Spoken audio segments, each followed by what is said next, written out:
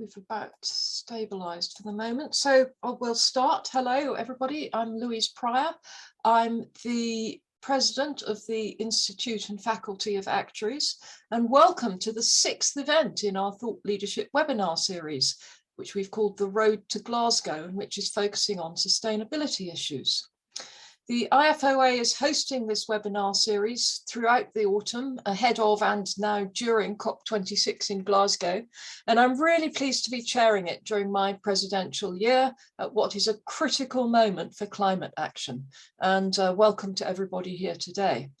I'd like to thank our sponsors for their support in delivering this series. Our platinum sponsor is Milliman, and our sponsor is Star Actuarial Futures Limited, so many thanks to them. So this series is part of the IFoA's 2021 Thought Leadership Programme, where we're seeking to convene leading experts, thinkers and decision makers with our global membership to debate the key sustainability issues of our time, which intersect both actuarial work and the interests of wider society. Through the series, we've provided a platform for prominent contributors so that our members and others can understand the perspectives of a wide range of parties interested in the climate debate. From the implications of the climate crisis for insurance and investment to the global role of actuaries, the path to net zero, and the importance of biodiversity, the series has featured discussions across a range of topics relevant to the work of actuaries. And if you haven't been able to watch them all live, you can watch them on demand either through the IFoA's virtual learning environment or on the IFoA's YouTube channel. So do catch up there. Today, we're focusing on biodiversity risk and the importance of biodiversity for finance, business and policy is being increasingly recognised. Human activity has accelerated the rate at which plant and animal species are becoming extinct by a factor of over 100. They're becoming extinct over 100 times more than they were before we started messing with the environment. And it's also paving the way for the growing climate crisis. You can't disconnect the two. Our activity threatens about 25% of plant and animal groups, with around, and this is of course an estimate, around 1 million species facing extinction, many of them within decades. The scale of change to the natural environment is staggering. 75% of global land surface has been significantly altered. 66% of oceans are experiencing cumulative deterioration, and over 85% of wetlands have been lost.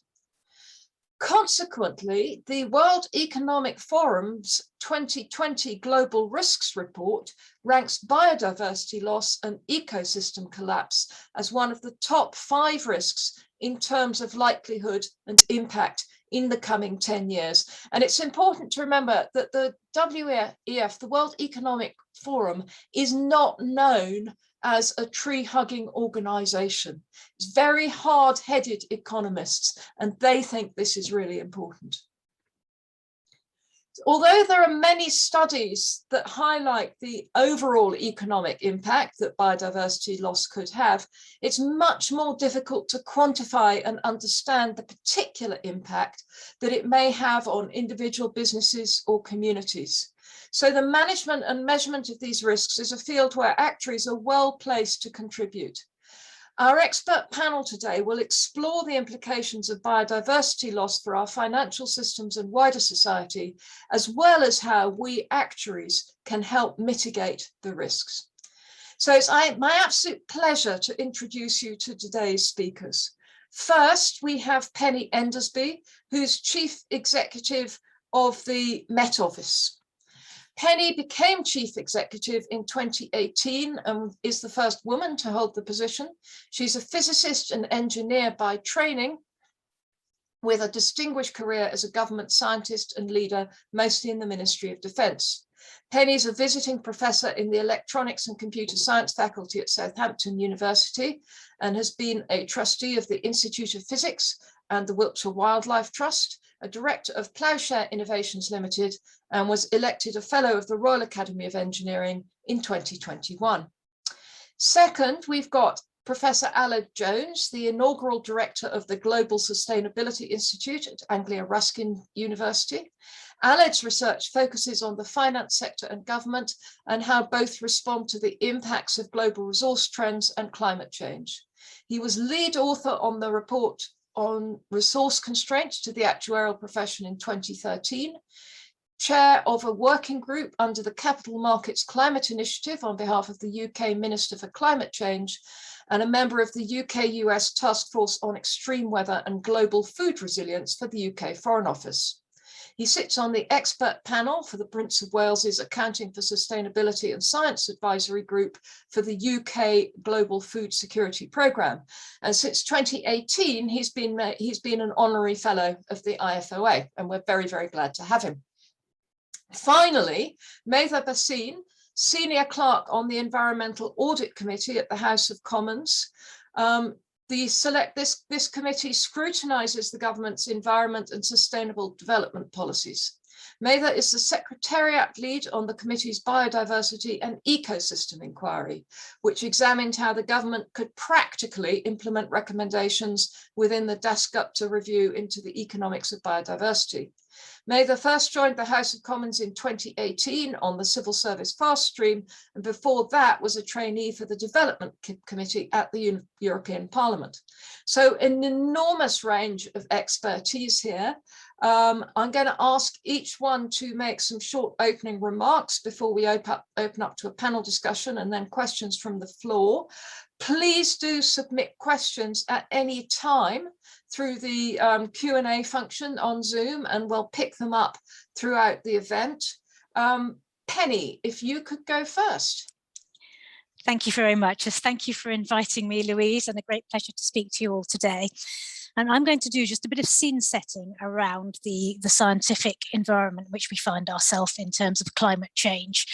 And I'm assuming I'm preaching to a rational and educated audience here.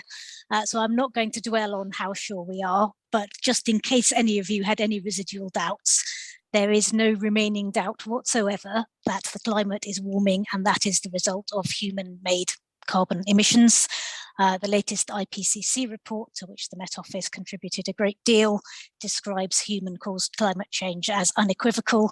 I think the latest survey of scientific papers now shows that 99.7% of all scientific papers published have a consensus about this. So we shouldn't be debating it anymore. Moreover, we are already in a changed climate. So we're currently running about 1.1 degrees above a pre-industrial climate.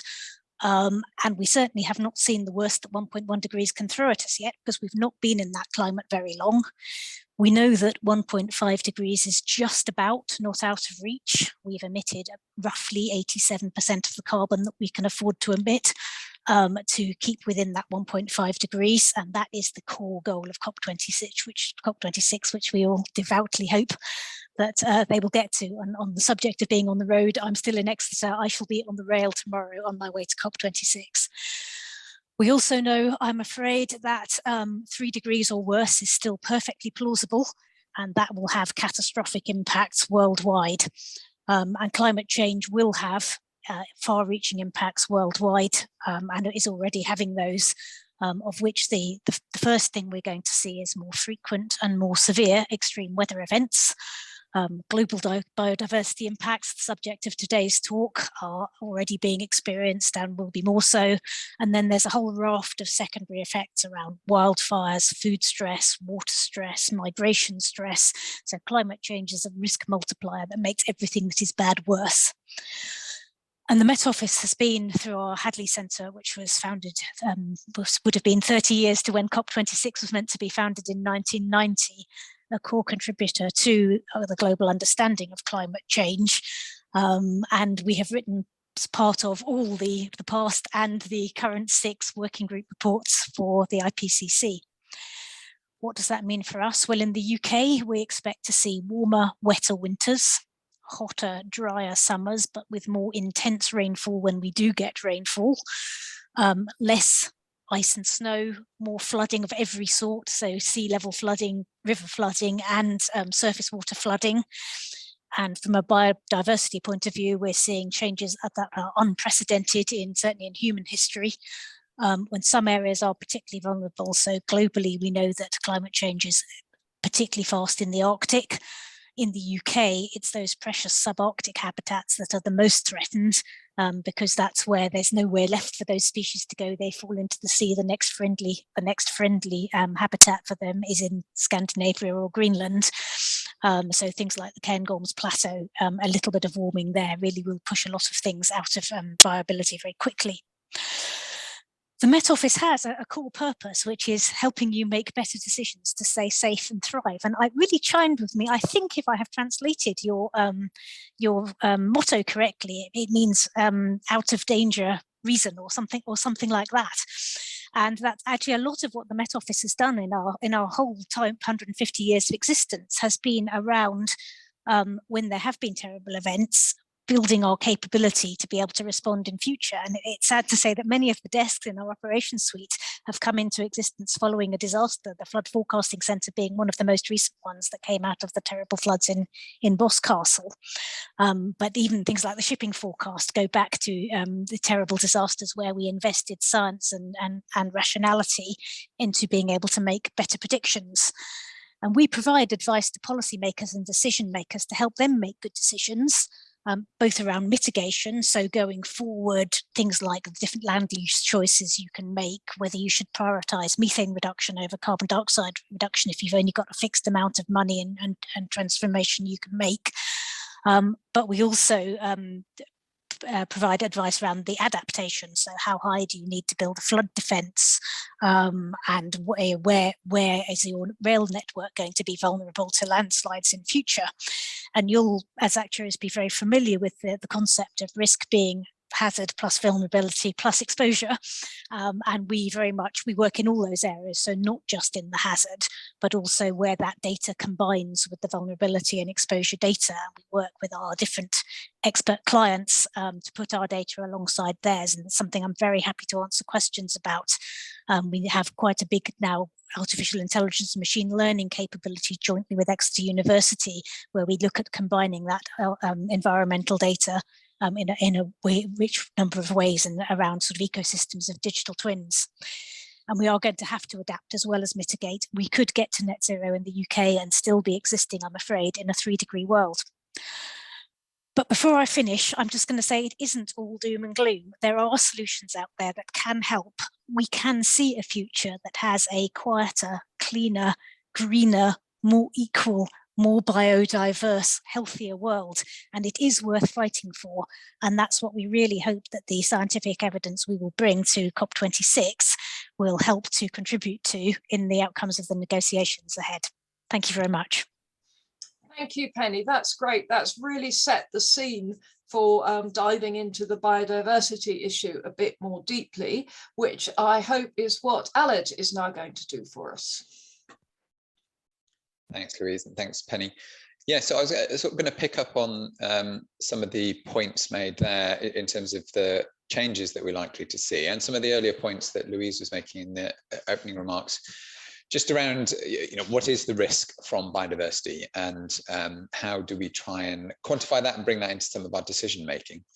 And as Louise highlighted, the World Economic Forum ranks biodiversity as one of its top 5 risks. Interestingly, in those top 5, in terms of both high impact and high likelihood, 4 of them are climate change, infectious disease, biodiversity loss, and environmental damage. And when you consider some of the infectious diseases and its links to biodiversity and biodiversity loss, then you can see there's this whole host of some really big risks that we're facing, which are all in the same sort of sphere in the things that we've been talking about here, and have been subject to a lot of the discussions over the last over this series. So as we sort of say, what is the scale that we're looking at in terms of biodiversity? So it's 1 in 4 species are at risk of extinction. The question really is, what does that mean? What does that mean for our decision making? What does it mean for companies? What does it mean for governments? What does it actually mean for societal risk if we lost 1 in 4 species? And the key issue is that it is different to climate change. It is more difficult to translate that into material financial risk. what is the value that one panda brings to a global economy, or what's the value of one particular tree that brings to the global economy.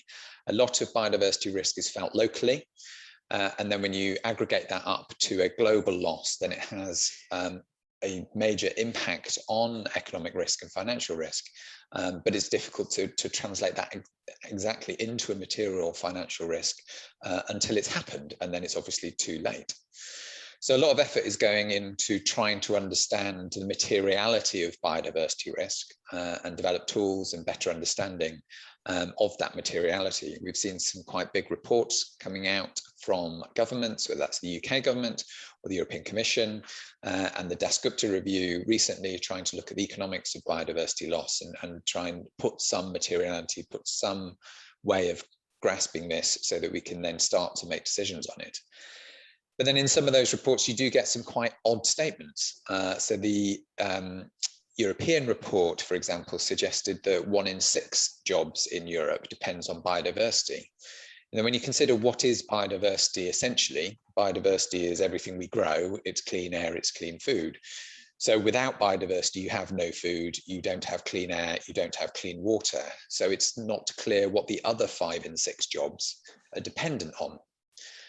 So there are these sort of anomalies in the way we approach valuation and approach the understanding of biodiversity risk and how that translates, and at what stage does loss of biodiversity become an existential risk versus a sort of material risk for a particular supply chain or particular region.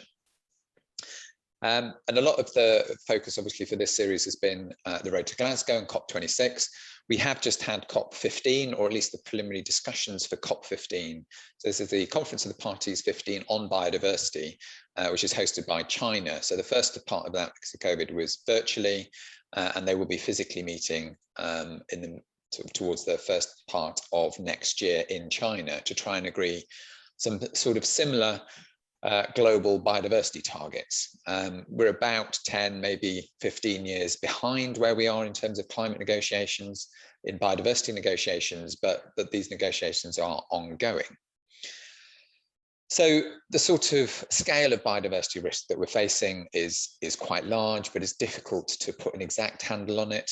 I mean, WWF have recently done a set of scenarios looking at current biodiversity trends, and they project that 1% of global GDP is at risk in the next 30 years from the current biodiversity trends. So a lot of that work in economics and in ecological economics and environmental economics is to try and understand how to better handle this and to put some quantification on it so we can understand how material it is and how it becomes material.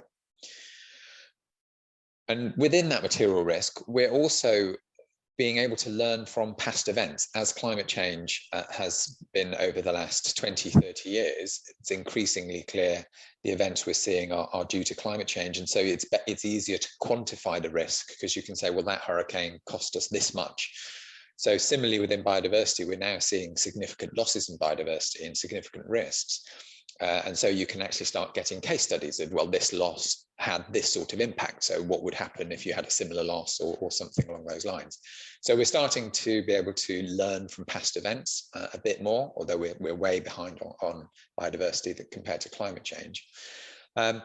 But then when you look at some elements of biodiversity risk, and there are questions about exact origins of things like COVID, but the disease links to biodiversity, whether that's Ebola or potentially COVID, then you can see the major indirect impacts, something like retrenchment of environment due to overexploitation and mismanagement by people can have on a global economy. So the zoonotic disease risk is the one that most people have been thinking about over the last year.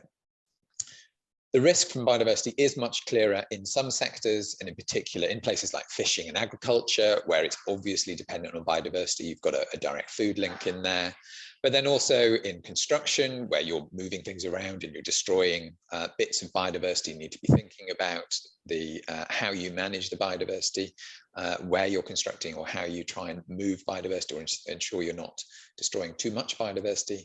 But then also in places like oil and gas and water utilities, the similar sort of direct impact on biodiversity is clearer. But every sector is going to face some sort of physical risk from biodiversity, And increasingly, as we move forward into COP15, and as we're seeing in climate change as well, then the transition risk, as we start to put in place policies to respond to this, there's an increasing transition risk for companies and an increasing amount of liability risks potentially. So work is now underway to value ecosystems and biodiversity and bring them into decision-making processes, and then to regulate around that. And just to highlight some of the work that the Institute and IFoA have been doing through the Sustainability Group and the Biodiversity Working Party. And they've been looking at a number of issues over the last year or so, in particular around valuation, how valuation is used, what goes into valuation, but also some of the tools and the toolkits that are being used for putting financial value on biodiversity. And then expanding that a little bit more, thinking about justice issues. So what are the justice issues around management of biodiversity? And then there was a fourth paper on zoonotic disease. All of these will be appearing in the British Actuarial Journal shortly. Going forward, that working party is quite interested in the governance processes needed to incorporate biodiversity risk. So as we're starting to embed climate change through things like the Task Force for Climate Financial Disclosure, TCFD, there's a nature financial disclosure version of that.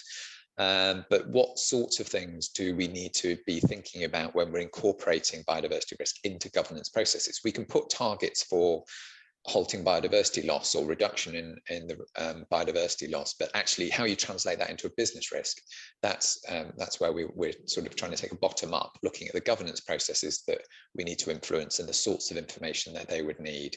So therefore, what is the biodiversity risk that we should be highlighting? And it's important that it's not just a valuation and putting a financial valuation. That's only ever going to be partial. And not least because each stakeholder may value a piece of biodiversity differently, and there are lots of trade-offs. So one tree in a forest would be a very different value depending on whether you live near the tree, you live on the other side of the world, it's the tree that you proposed to your better half to, or it's the tree that you spent your childhood playing under. So those sorts of different valuations, how we take those into account, that's really important when we're thinking about biodiversity in particular. So some toolkits are emerging. They're not really tested at scale to see if we get the desired outcomes, but increasingly these things are being tested and are being developed into case studies that we can learn from, and then we can take those into our thinking as we develop our own thinking and our own responses to this challenge. So I look forward to the discussions and the Q&A. Thanks, Aled, that's great. And we're now going to move to Mather, who's going to tell us a bit about what she's seeing from the UK government point of view. Yeah, exactly. Thanks, Louise. So I think I'd put it as Penny's kind of outlined the state of climate in the UK and globally, and Aled has done the same for the state of biodiversity and its associated risks. And really the role of the Environmental Audit Committee is taking this evidence base and saying, okay, what does the government need to do about it, given the associated risks? So we do what all good select committees do, and we launch an inquiry. So this is the result of the inquiry. This is one of two reports on biodiversity and ecosystems, which the Environmental Audit Committee produced over the course of the whole year. So from June 2020, we launched the inquiry into biodiversity and ecosystems. And then over the course of the year, the committee held hearings to understand the state of biodiversity in the UK, the impact of the UK's activities on biodiversity abroad, and then what can we do to make that relationship better? So taking all that evidence and saying, okay, government, what do we need to do given this evidence base, and how are you addressing biodiversity loss here? So what I would like to do in my kind of brief intro is just explain what the committee found in a nutshell in about 5 brief points. So as Penny and Louise and Aled have all put themselves, the world is witnessing a kind of colossal decline in biodiversity. 1 million animal and plant species are threatened with extinction. I don't need to reel off the facts again, but it really is so striking, the level of natural deterioration that we are seeing at the moment. And the second point that the committee found was that sadly, this pattern of nature deterioration is mirrored in the UK. The UK is one of the most nature depleted countries in the world, and 15% of the UK species are threatened with extinction. On a policy level, the UK has failed to meet 14 of the 19 actually biodiversity targets it pledged to meet 10 years ago. So kind of as Aled was saying, at a similar conference to COP26, but about biodiversity, the UK government, as part of lots of other parties, pledged to meet some certain biodiversity targets. And 10 years later, we have found that 14 of those 19 targets the UK government pledged to meet haven't been met. So you can see that as really, it's a lost decade for nature. We are behind compared to the climate change political agenda. Okay, so that's the second point. The third point, as Penny also alluded to, is that we can reverse this trend. And this is what the Intergovernmental Science Policy Platform on Biodiversity and Ecosystem Services had concluded, that this trend of continuing biodiversity loss can be reduced, but only through transformational change. So obviously that doesn't mean, doing less of things or doing things slightly differently. That means completely changing the way in which we operate. So for a developed economy, that means reducing our total material consumption.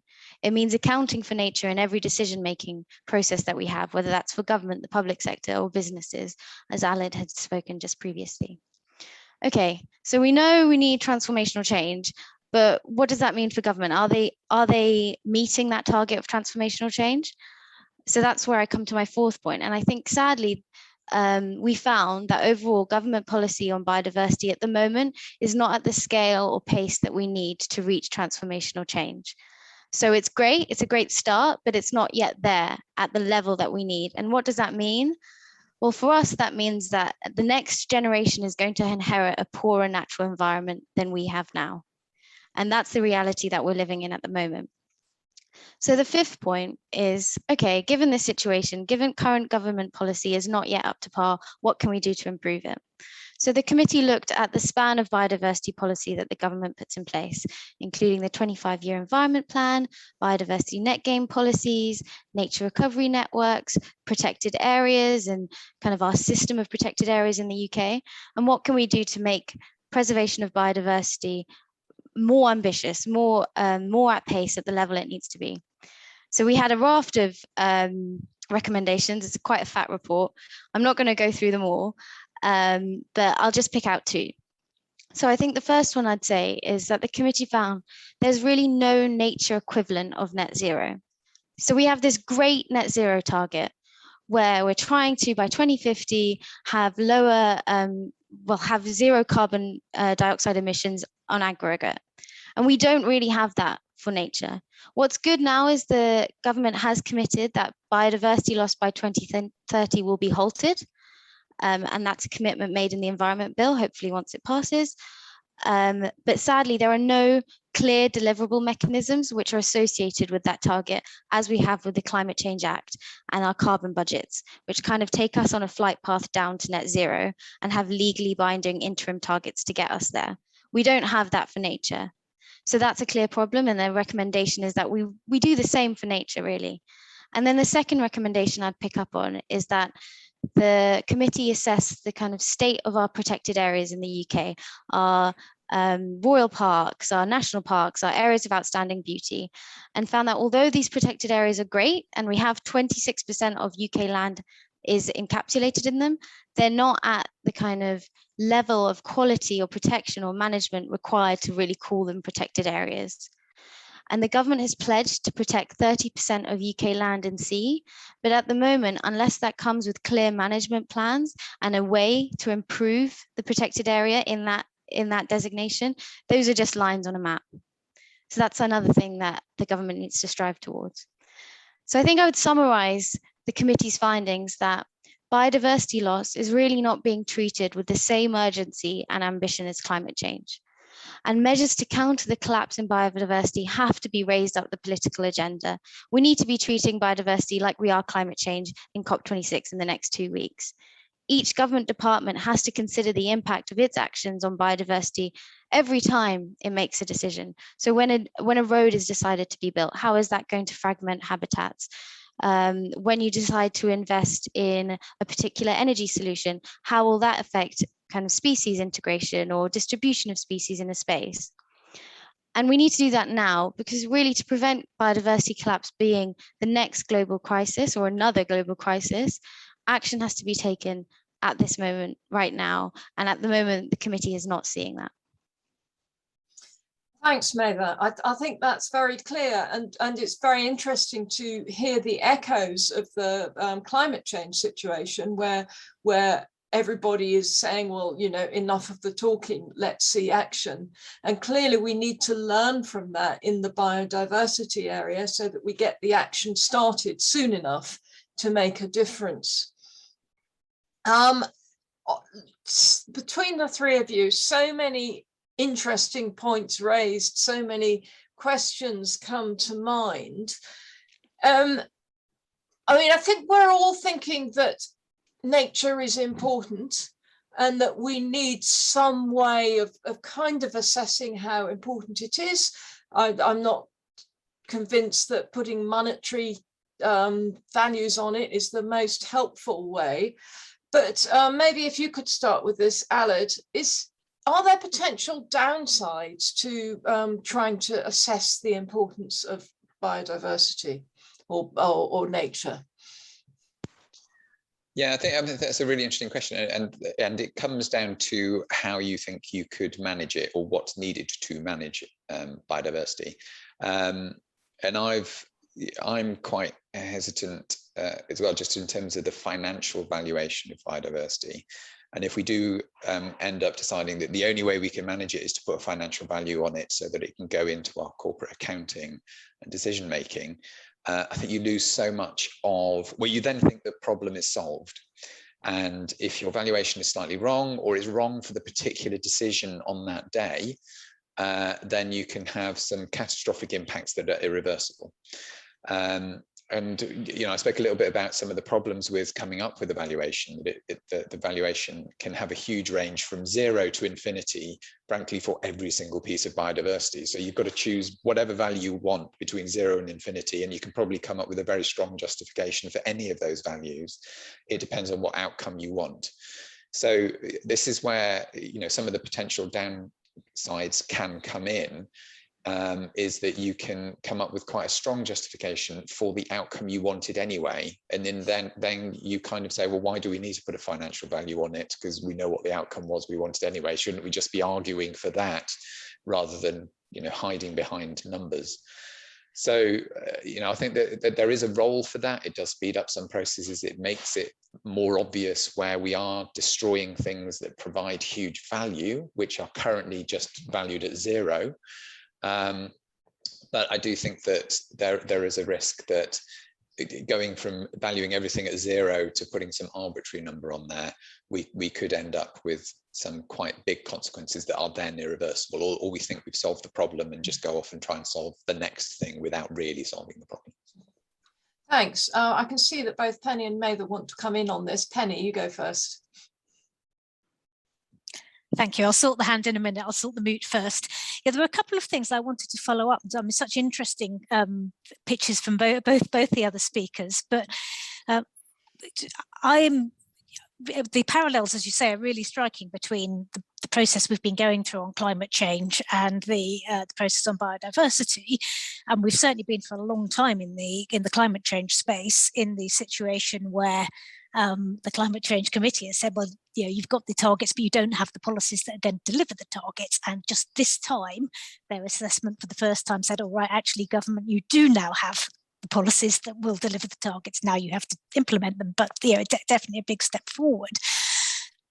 As a sort of a government arm's length body, I get lots of things out of government to say, well, you know, tell me what you're doing about net zero, and the Met Office will be net zero in 2030, and we're well on our way down from our own peak. We actually hold the Wildlife Trust biodiversity benchmark in the Met Office. I think we may be the only arm's length body that does. But that's been a grassroots thing, driven by the fact I've got very environmentally aware and conscious and active staff who are prepared to put in discretionary effort. Nobody's ever asked me from government what I'm doing about biodiversity. So that, you know, we're not even driving that within the bit that we own, and there's clearly opportunities to do that without putting a financial value on it. Meantime, I'm just going to say one more thing, and I'll stop again. breaks my heart. I saw Plymouth Council tweeting out following Devon Live on their war on weeds, and they had pictures of people all dressed up in hazard suits with their new tools and extermination kit, as though weeds were the enemy. And you know, I didn't need to hear the other two speakers speak to know, no, unless they're actually raising paving stones and making people fall over, weeds is good. Weeds are our biodiversity. That's where the insects are going to feed. They're the part of our food chain. Why are we trying to exterminate them? So I think we've got a very long way to go with public consciousness on that, and we're not even taking some of the baby steps. Thank you. I shall stop. Yeah. And I mean, of course, the sort of monoculture of the perfect green lawn in all our public parks and things is not helpful on that front. Mather. Yeah, I just wanted to come in on whether we should put a kind of economic value on nature. And I think it's completely fair to say that we can't capture the intrinsic value of nature or in all its complexity in one evaluation or figure. And the committee in its report acknowledges that currently natural capital approaches can't capture intrinsic value of nature, and maybe we never will. But it does serve as a kind of first stepping stone to at least appreciating that nature does have a value. And I think that's a clear problem. I think at the moment, we're failing to even recognize that the economy is embedded in nature and everything that we do stems from it. So we need to have some kind of way of valuing it. Otherwise, we'll just continue to depreciate it. So I wish we could get to a point where we could value nature just in and of itself, but even purely on a kind of use value and it being useful for people. Nature clearly does have a value, and we should be trying towards getting a figure which at least slightly accurately reflects that. And of course, I think with biodiversity, it's some of the same problems as climate. It's actually very difficult to put a value on something that is around our very way of life, around our lifestyle. So, you know, if climate change gets completely out of control, then what does it mean to place a value on it? Because our lives will be so different that money won't really have the same meaning. And of course, the same is true of biodiversity too, all very difficult. However, there are some initiatives on this front, and we've had a question come in that I'm hoping Aled will be able to pick up on first. Are you able to provide an overview of TNFD and how it could mirror TCFD? So just a bit of context, TCFD is the Task Force on Climate-Related Financial Disclosures. I believe TNFD is the Task Force on Nature-Related Financial Disclosures, but I'm happy to be corrected. You did mention TNFD, Aled. Would you like to just give a bit more context on it? Yeah, sure. And Meda might be able to go into a bit more detail, but essentially they are, I'd say, the same. TCFD is years ahead of TNFD, and TNFD was created to try and do the same thing, so to create this nature-based financial disclosure framework. So it's only just been created, and it's in the first 3 years of its development, which is to try and explore what is the best route for disclosure of nature risks. And as we've all been talking about, the sort of risks from biodiversity loss are more complicated than climate change, and therefore it does actually have a slightly wider remit than climate risk. So where you can put a material climate risk, and it's kind of, well, it's easier. We haven't been doing it for a long time, but it's kind of easier to do a climate financial risk. So the TNFD is taking a slight step back to say we'll take a slightly wider remit to look at actually how do individual companies, where is the risk that will come to them, but where's the risk they're putting on biodiversity as well, and to try and take a little bit of a wider view of what do we mean by that risk. But it's not really going to replace or do a separate thing to TCFD. It's almost what can we add into TCFD and create one big financial disclosure around climate change and nature eventually. So the idea, I think, is to merge them in some sort of way, or at least not create a new financial disclosure framework. But we need to take a separate look at nature because it is more complicated and take a little bit longer, but try and do it in a quicker route by learning from TCFD, and some of the similar people are involved in both. Okay, thanks. That's really exciting. Well, exciting, obviously, I live a boring life, but I mean, I think it's really good news, because the more you look at this, the more you realize that biodiversity can't be separated from climate change, because it is both obviously very, very influenced by climate change, but also has quite a big impact on the effects of climate change at the more local level, which is really important.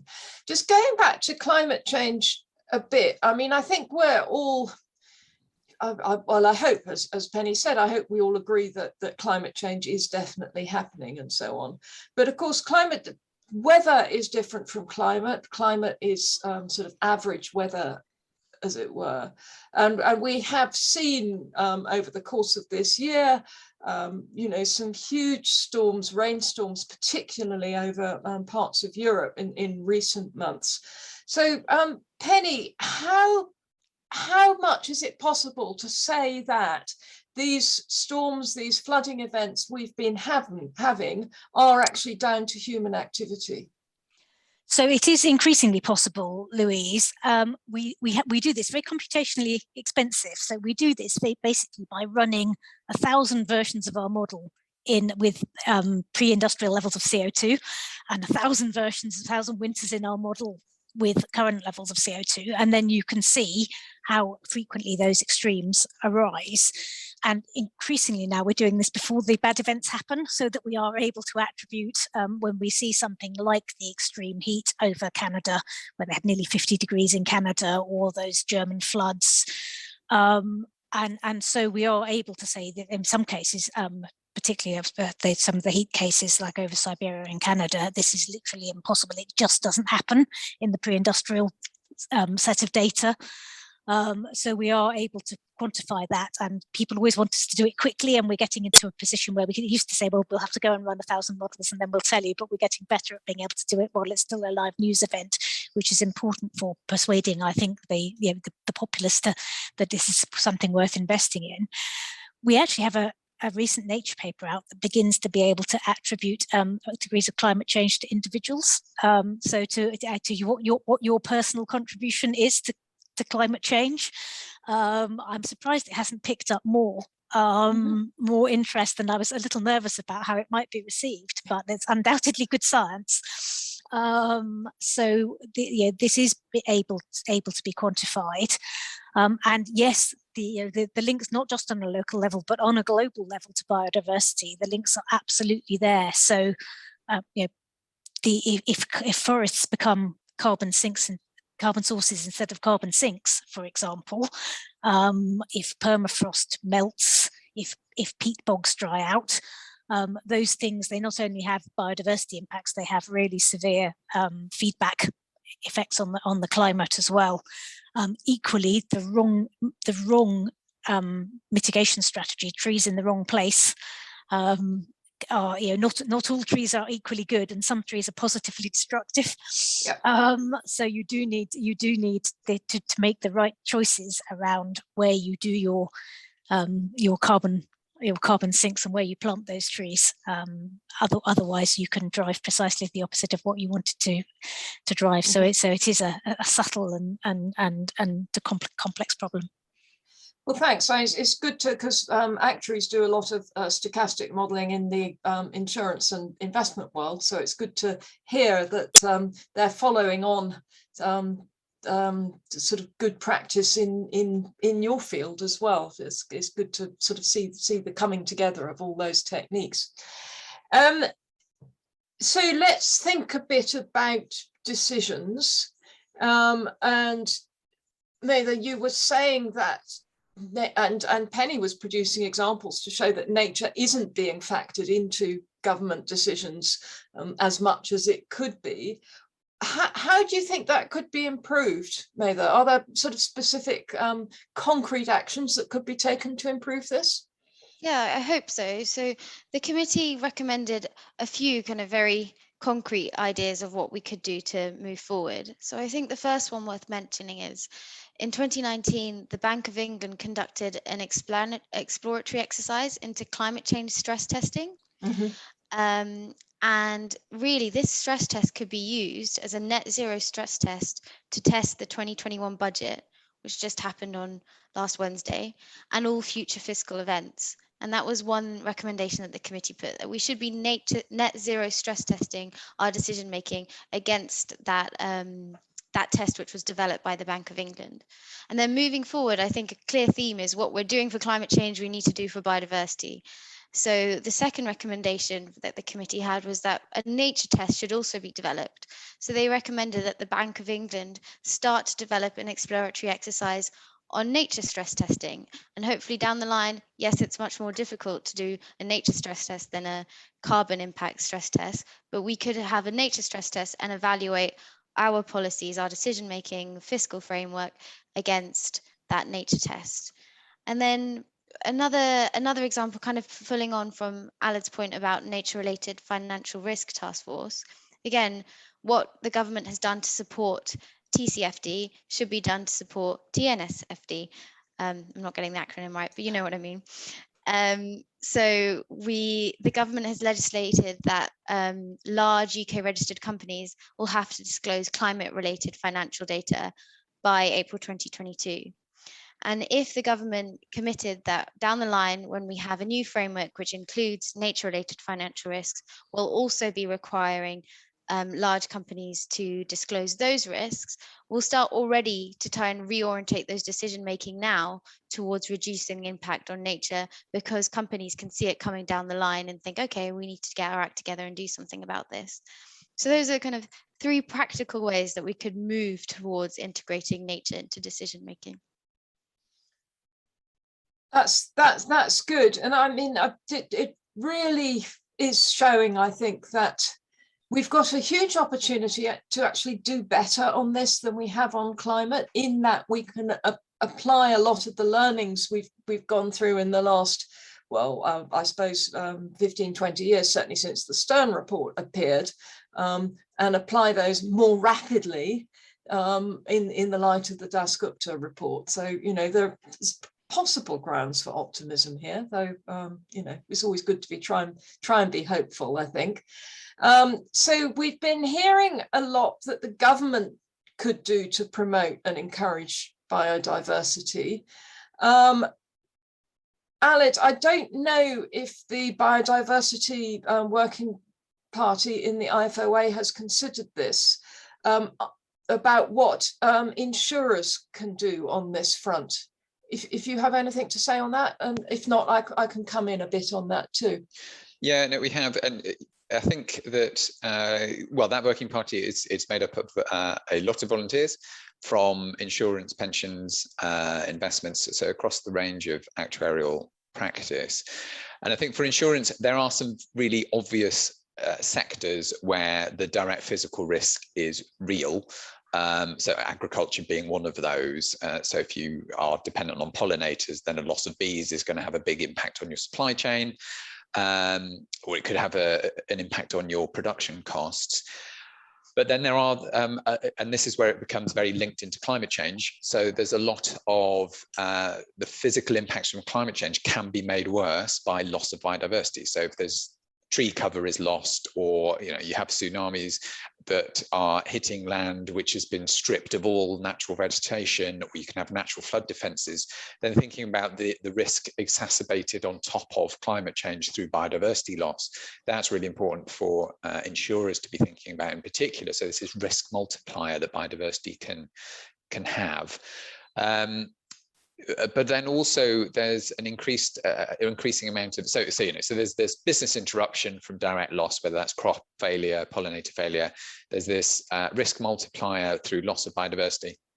But then increasingly we've been looking at transition risks. So as governments do put things in place, and we're hopeful in the Biodiversity Working Party that TNFD will be put in place and governments will start to legislate and take things seriously globally. And we're already seeing that, where loss of biodiversity in supply chains, or certainly in large multinational companies elsewhere, can now have a material risk. So Canada has legislated that large mining Canadian companies, who make up the vast majority of mining companies around the world, can now be sued in Canadian courts for loss of biodiversity and for the biodiversity to be put right in other countries, which makes it much more expensive for those mining companies than if they're sued in Latin American courts or African courts. So that liability risk, as we start to take this seriously and see the transition, you're seeing it in climate change, it's happening much quicker in biodiversity. So that kind of loss of biodiversity elsewhere that now multinationals are being held responsible for increasingly, if that sort of trajectory continues and we see regulation to try and halt biodiversity, understanding this disclosure is going to be really important so that we can get a handle on it. And then if insurers just excluded all biodiversity risk from every policy, then maybe you see a huge speed up of companies taking it seriously because they think they wouldn't be able to pass on the risk to insurers. So, so there's a lot of engagement that needs to happen between the insurance sector and the corporate world. So we don't just either leave it uninsured and hope for the best, but we want to better manage it. Yeah, I think that's right. I mean, leaving it uninsured is almost the kind of divestment argument, like don't insure really bad practice, because maybe that'll discourage people from the bad practice. I mean, I think there are more things that can be done. I think it's worth looking at some of the products that are the insurance products and see whether they could be changed in such a way as to encourage good behavior. I think it's more than just discouraging bad behavior. I think it's encouraging the behavior we're looking for too. And there are potentially other opportunities in that, especially with the transition risk, and this again is a sort of crossover from climate risk. We are going to see lifestyles changing. We are going to see business models changing throughout the corporate world, and this is likely to lead to more or different opportunities for insurers who have to start thinking about the changing risk landscape and how they can support people in that. So I think there's quite a lot that insurers can do. I think they're starting to do it in the climate change world a bit. We heard a fair bit about that in our session on insurance a couple of weeks ago, now available on your local YouTube channel. But do go back and watch that, because I think if you're interested in biodiversity, I think some of these issues are very parallel. Our next question is around tipping points. So something we hear a lot about in the context of climate change. Natural processes start reinforcing climate change rather than mitigating it. For example, natural carbon sinks becoming sources, methane release, and so on. We've got the melting of the ice caps that changes the reflective properties of the world and all those sorts of things. Do we have a similar understanding for biodiversity loss? I mean, Penny gave us a great example of tipping points, basically where the species have nowhere to flee to, as it were. But are there, do we know, are there sort of more global phenomena that cause those sorts of tipping points in the biodiversity area? Does anyone know anything about this? No. Well, I can. Alid again. Yeah, I can go. So not globally. It is more complicated than climate. You've got some very clear. Well, there's clear evidence building up for some of the tipping points within the climate space. As I said, we're behind on biodiversity, and biodiversity in that sense is much more regional. So the example that Penny gave around the Cairngorms in Scotland. So as soon as you start changing climate, you can lose entire swathes of areas for particular species, and also where you make areas too small, then you're not able to capture the biodiversity or allow it to thrive. So you can, take away forests or cut grass, and so you keep on managing that biodiversity at that local level, and you can lose local biodiversity. It then aggregates up to a global loss rather than it being a global tipping point. So it's how that aggregates up to a global loss is really difficult. The clearest place where they are talking about is this connected pathways for nature. So where you have a protected area and then another protected area 30 miles away, can the biodiversity, is there enough of the connection between there to jump between those? And those tipping points if one piece of protected area is lost, would all the biodiversity move over to the other area? In the example of Scotland, where do they go? They could go over to Scandinavia only if they can swim or fly. That kind of connectedness of protected areas is where the clearest tipping point is, but it's more of a local issue with biodiversity than it is with climate. And Penny, on the sort of localness of it, obviously the climate is changing in different ways locally. We know all about that, different variation and everything. Do we know enough about the weather effects that might have in particular types of habitats and things that might affect particular species or anything, or is this something that we're working on? I can probably only answer half of that, Louise. Yeah. And even then it's very variable. So we're fortunate in the UK. You have a very well-funded national climate effort that has been there for a long time. And so the UK climate projections, which we do funded by DEFRA, run to a 2 kilometre local level. So from that point of view, we can characterise the climate under different emission scenarios over different periods of time very effectively and say what it will look like in your city or in your farm. That isn't true all over the world, and there's lots of international development work that we get engaged with to try to help characterise climate futures for less developed nations. That's the first half of your question, because but then there's what's the impact of that on the ecosystems, and obviously that's where our expertise then needs to be handed on to somebody else's. But I don't see how the ecosystem people can do their job without the first half of that job being done. So you need both, and certainly our models in big handfuls, they take into account land use and what kind of ecosystem is there, but not the fine detail of it.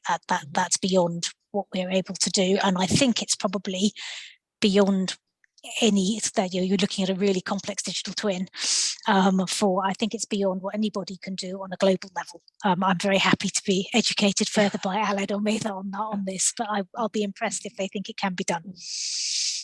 Well, I mean, this absolutely, of course, highlights the importance of collaborations, that there's no one sort of group of people that can provide all the answers in this extremely complex field.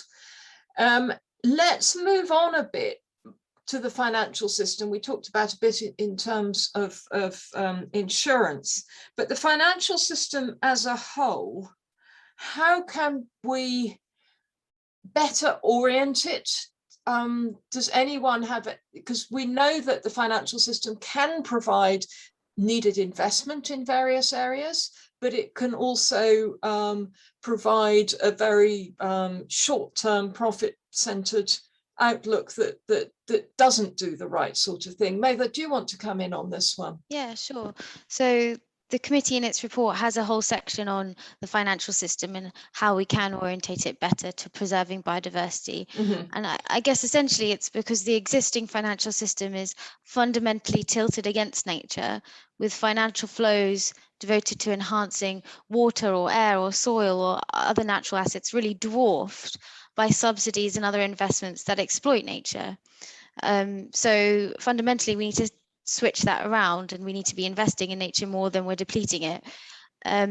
So a couple of things we could do, and this is something that the government has already committed to within its biodiversity pledges, is identify and reform those subsidies harmful to biodiversity and redirect that money to nature conservation. Because really, if we're subsidizing an ability to extract nature, we're not helping ourselves there. So we should be redirecting it and actually profiting from it in doing so. And then the other things, and that this actually comes from the Institute's written evidence, which I'm very grateful for. Thank you, Professor Aled, and everyone else on the working group. There's a need to create a narrative that robust and imminent policy responses to biodiversity are coming down the line. So I think the example I would give is the government is committed to banning petrol and diesel cars by 2030. And then we've already seen a shift already within the car manufacturing industry towards taking away petrol and diesel and investing in electronic vehicles. And we can do the same thing if we show robust and imminent policy responses are coming down the line for biodiversity, and those companies are going to have to reorientate their organization, their financial system, the way they work, to meet those new responses, those new regulations which are coming. As we've seen, you know, with electronic vehicles, that's 10 years time, but already people are changing the way that they're interacting. So I think those are two ways that we can start to move things forward. Penny, do you want to come in on this? Thank you. Yes, I just wanted to follow up on what Maida had said with one of the paradigms that might be used for that. So I expect a lot of you are familiar with Chapter 0, which is the organisation that tries to educate and accelerate board understanding of how to respond to a requirement to be net zero.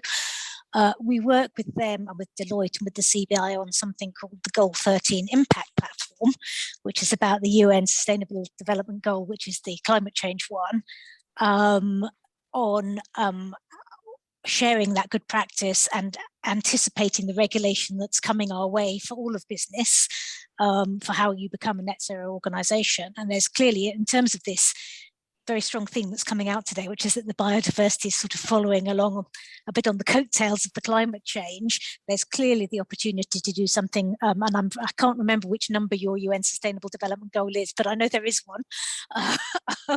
So a goal, whichever it is, impact platform for that good exchange. And absolutely subscribe to what Maitha's saying about, you don't even have to have the regulation there. You just have to believe it's definitely coming, and responsible organisations don't want to be caught on the hop. They want to anticipate it, so they will start to respond just to the message, not to the full-on regulation and being held to account by statute. I think that's absolutely right. And now the next question is around sources of information. What kinds of sources of data or information can investors such as pension schemes use to reduce their negative impact on biodiversity when they carry out investment decision making? Well, Penny, I know that you at the Met Office provide a lot of climate and weather related data, and presumably that could be useful to people thinking about biodiversity. I think it needs some kind of intermediation first. So, you know, if you look at ethical investment, you think of the rules that are imposed on us around modern slavery or whatever, and you know, as any kind of you know, if you're going to be ISO certified or whatever it is, you have to demonstrate that your supply chain you've taken into account responsible responsible use of labour and of and increasingly now of carbon. Clearly, what's missing is, and I don't know the answer to that question. I can see exactly where the questioner is coming from on there's a gap, but short of saying thou shalt have the biodiversity benchmark, which is, you know, it's just one very crude thing which I happen to know about. There must be more, and Alad's got his hand up, so I hope he does know. Okay, Alad, come on in. Thanks. And actually, I think the answer is there isn't a lot of data sources out there yet, but there are toolkits, and actually, especially from the UK government, around biodiversity valuation and how to incorporate that in. So I'll put in the chat the post to the papers that the Working Party put together, which evaluated and sort of signposted to some of those valuation tools. And the methods around valuation, although we note that there are some issues around valuation in terms of incorporating that into the business decision making. But in terms of a sort of global repository or a data set of, you know, where do you find out about biodiversity, there isn't anything like that currently. And it's difficult to see how you would aggregate that because it's such local issues. But you know, you've got things like WWF, and there are lots of global biodiversity assessments. but it's really difficult to do. Like the Met Office would do local predictions down to incredible accuracy around climate. This is what your climate's going to look like in 2050. Trying to do the same thing for biodiversity, I don't know how you would even start thinking about what the biodiversity in Cambridgeshire is going to look like under a range of different scenarios. That's where the difficulty comes in. But I'll put in to the chat the link to the papers that came out. So, I mean, this gets us back to the whole difficulty of assessing biodiversity, is that there's not a simple measure. Like with climate change, there's a reasonably simple measure, average world temperatures or whatever, and a reasonably simple measure for how we're doing in trying to mitigate it with net zero, with our emissions. And there just isn't anything nearly that simple in the biodiversity world. Okay, here's one for us all to think about as a sort of personal level. I do think that we mustn't, it's not just personal behaviours, changing personal behaviours that's going to fix everything. It can help, and it can certainly help by putting pressure on government and policymakers if we feel the sort of social climate changing. But it is going to take big policy changes, and I think we have to be aware of that. But if we are thinking about our own individual behaviours, what should we be doing? I mean, climate change, everybody knows about: flying less, reducing meat consumption, turning your central heating down. Is there anything we can be doing on biodiversity? Penny, you're nodding. I think came in and covered my mute. I was going to start by not mowing your lawn and not putting chemicals on it. Yeah. So yes, there are individual actions, and caring about your environmental impact. There are entirely choices you can make around your biodiversity as there are around your carbon footprint. And it's one I feel quite strongly about. So I have a no-mow policy at home. I only mow twice a year, and you certainly don't have to use it. Don't use those horrible methaldehyde slug pellets that go all the way up the food chain. And so there are certainly things you can do. And that's, as you say, the choices we make in our own life around carbon. Then you get onto that to talking about it to your neighbours, using your voice politically, using your vote, and all those other things. So, and making the changes you can make, and not, even if you can't make a perfect lifestyle, make a bit of a difference. Yeah, Mather.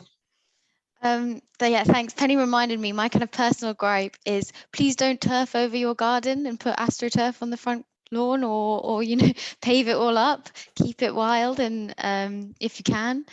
That's obviously not a committee opinion, that's my personal opinion. But I think really all the behaviours that the questioner said about climate change, they apply for biodiversity too.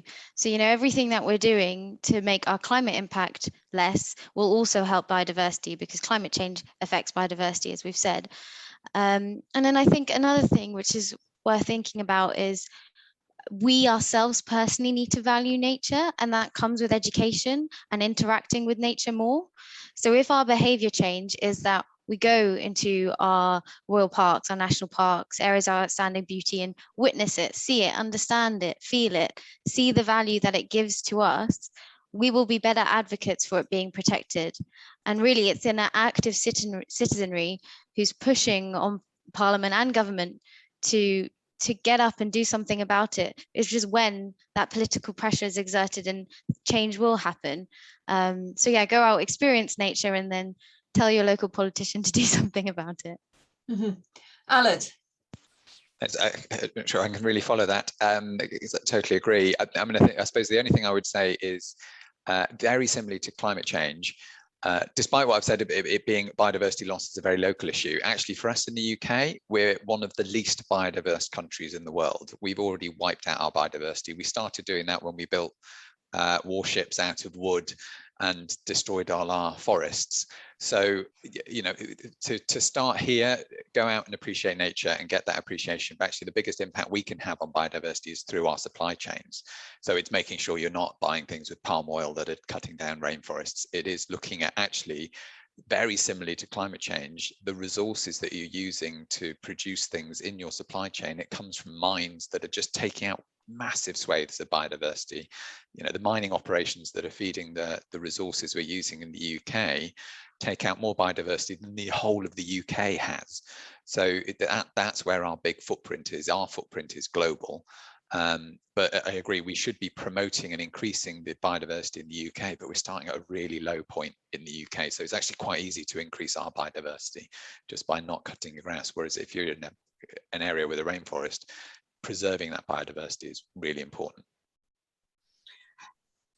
And sort of, I think we'll wind up reasonably soon, but I'd like to talk a bit about the transition. We know that things have got to change.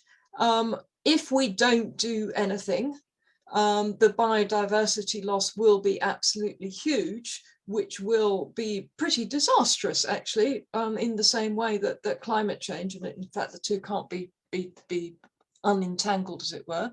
On the other hand, if we do something about biodiversity in the same way as doing something about climate change, that too is going to mean quite big changes to the way we live our lives and our society. How can we reassure people who realize this is happening but are really scared of doing things? They're scared that they are going to lose out, and we know that quite often it is the same people who always lose out, both within a country, so in Britain the less advantaged, and globally for the less developed countries. How can we reassure them and help to support what we often call a just transition, where the benefits are shared widely across society? Penny, would you like to start in on this one? Yes, and I get asked this a lot, Louise, as well, on the just transition question. So I think you put your finger on one really important thing, which is that the injustice always falls on the same people. And so climate change is inherently deeply unjust, and nationally, globally, whatever, between generations, whatever, the people who have burnt all the carbon and benefited from it are the people who actually suffer the least from the climate change. And therefore, doing nothing because you haven't got a perfectly just solution is not going to eliminate the injustice. That's the first thing. But what I try to, again, when I try to engage people with this, and I can see that they are envisaging a lifestyle where they're being told, they mustn't own a car, they've got to heat the home with a heat pump, they've got to cycle everywhere, they've got to be vegan, and they're going, well, that just doesn't, that isn't attractive. It's not viable for me at all. I try to say, well, if you can't do anything, do everything, do one thing, change your home energy supply to a green supplier. It hardly makes any difference in cost, and it's a step in the right direction. But actually, I think Mather articulated it beautifully. And in the end, the answer I'm coming up to, which I think applies equally to biodiversity and to climate change, is if you care about it, you will find the thing you can do. And that was really what I think Mather was saying, which was then get out into the environment and appreciate it. Is if you take a bit of trouble to educate yourself about it, you will see what the changes are that you can make that are compatible with your lifestyle. And for the people who really stand to lose out, and I guess people whose lives are built where livelihood comes from the coal and the oil industry or whatever. I'm not sure that biodiversity presents quite the same threat, but people definitely feel that their whole lives are, livelihood is built up with that. That's where the skills transition and the reuse of those areas for the employment that we will need is the important thing to invest in, to make sure that people aren't left with obsolete skills in a dead industry, as coal miners were in this country, because we have dealt with coal pretty effectively. But still facing that in Australia, India, Germany, where there's still a large coal industry to go on, and addressing that and seeing how those people can be given a viable future where the skills that they have to contribute are still needed. Mm-hmm. Mather, is this something that the committee looked at, the effect on equality of biodiversity? Yeah, not specifically in the biodiversity inquiry, but more recently, the committee's released its report on green jobs, and that has a whole section on just transition as well.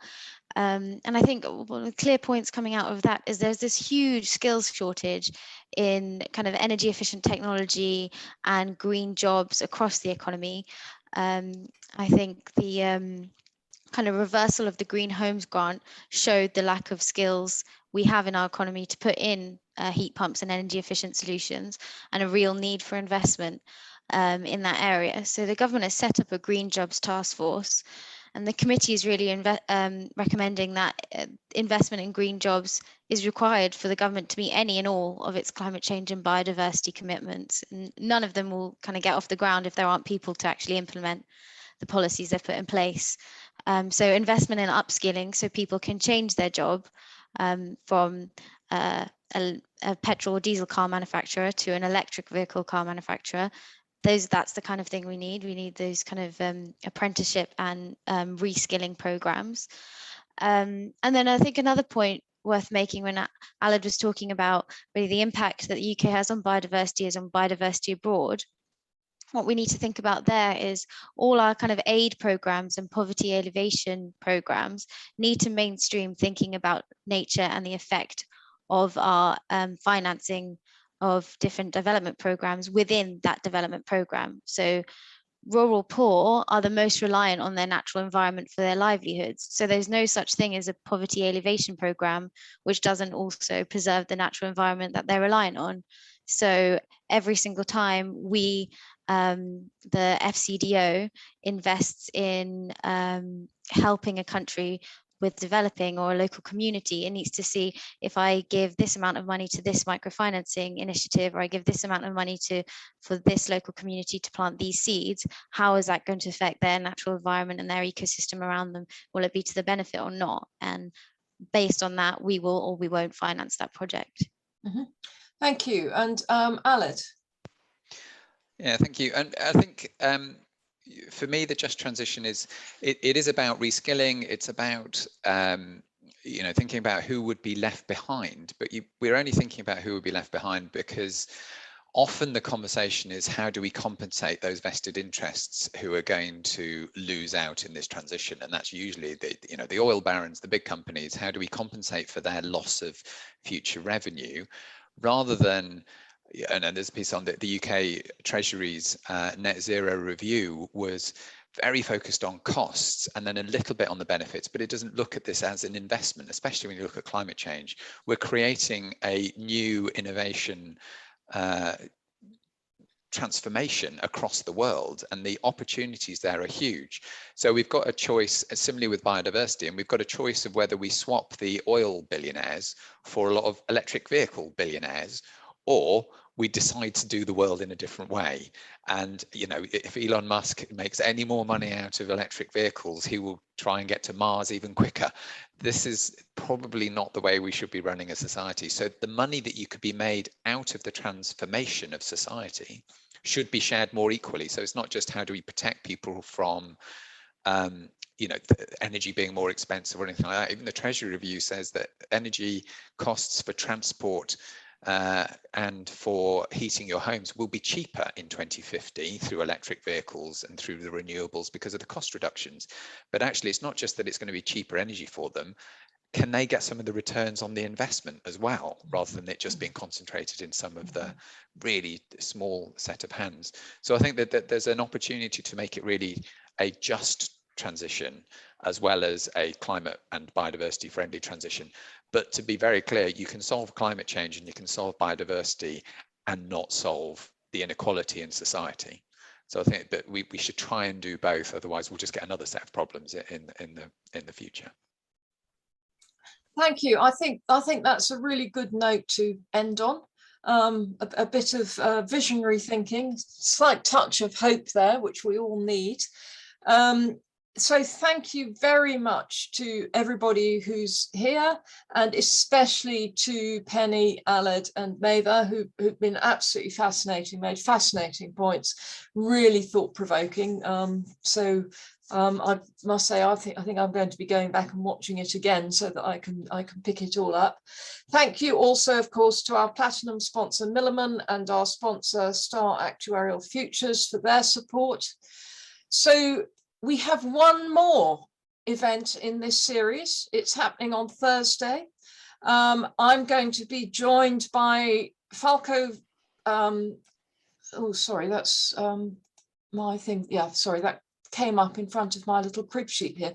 I'll be joined by Falco Valkenburg, immediate past chair of the Actuarial Association of Europe, Andre Choquet, who's chair of the Climate Change and Sustainability Committee of the Canadian Institute of Actuaries, and Cynthia Yuan, who's an IFoA council member and a senior risk manager at China Re.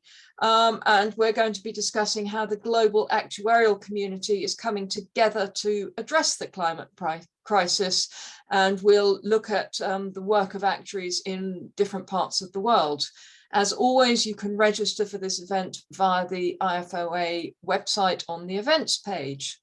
So look forward to seeing as many of you as possible on Thursday. Meanwhile, do please fill in our feedback survey, scan the QR code now on your screens. Thank you again very much to Penny, Maeva and Aled. It's been a great discussion, and thank you to everyone for attending and for all your questions. Goodbye.